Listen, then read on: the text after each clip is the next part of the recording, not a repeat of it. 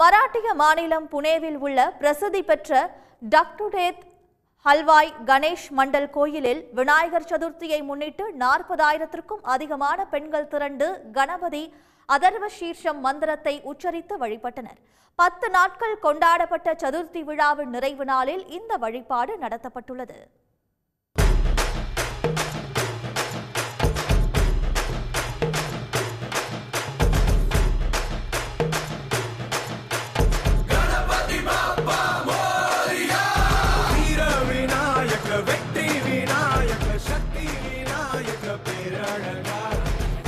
சந்தோஷமும் தித்திக்கும் வாழ்க்கையும் எத்திக்கும் தோன்றிட வேணும் ஐயா. விநாயக சக்தி விநாயக பேரழகா, தீர சந்தோஷமும் தித்திக்கும் வாழ்க்கையும் எத்திக்கும் தோன்றிட வேணும் ஐயா.